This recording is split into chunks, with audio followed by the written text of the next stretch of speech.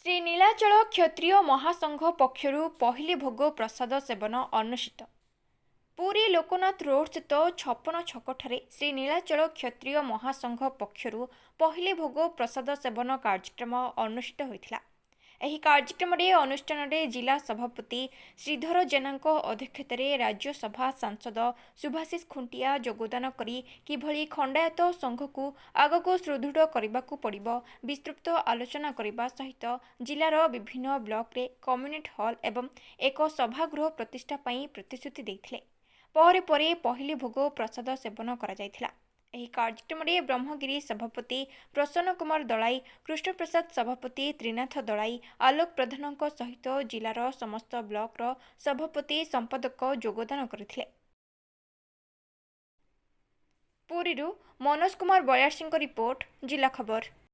नीलाचल खंडायत क्षेत्र महासभा देवस्थान नवद छपनेश्वर पुरी जिला सभापति जगन्नाथ ये 56 कोटी भोग खाया लोक आए तो विभिन्न प्रकार सका उठिले कौन नीति मुंड खराब तो कहीपर कहानी कले तो आम जानू कि पुरी सर जाचु से 56 भोग खाया पहले भोगटा आम ये टाइम है माँ जाती लक्ष्मी जाती जो नहीं धनु संक्रांति की जाती मकर संक्रांति आसती यहाँ पहले भोग पूर्व मसे चले सब जगह आखड़ा अनुष्ठान मान चले। हाँ सी आमको पशु देते गोटे कमन हल करने से मुख्यमंत्री लैंड देते गोटे घर रूमटे बर्तमान 5 लाख टका से सांक्शन कर म्यूनिसिपालिटी बर्तमान से पुखरीटा करने से बर्तमान भी सिक्योरिटी देते आज भी से कहले बर्तमान डिजाइन करा मास्टर प्लान करा जमी सुविधा जिते टंका खर्च हे मुझे पांठे देवी से आज कहीकि स्वीकार गले आप घीओ नहीं खेचड़ी होती खीरी होती डाली होती आप तरकारी होती प्रकार मिक्स तरकारी कोबी पनीर होती आपणकर खीरी होती आ बाकी गोटे राहिता है पूर्व फेमस है यहाँ कौन ना ये पहली बार राहिताटा है ये राहिता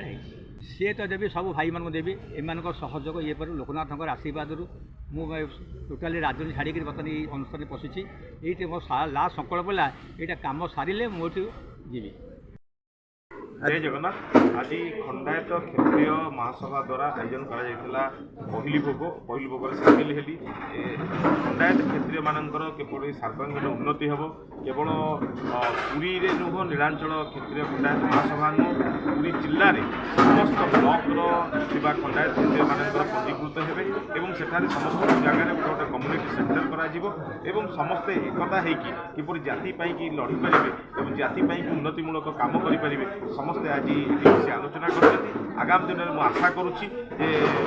पुरी जिलार विकास खंडायत क्षेत्रीय महासंघ सभा आगामी दिन में अनेक काम क्षेत्र पुरी जिला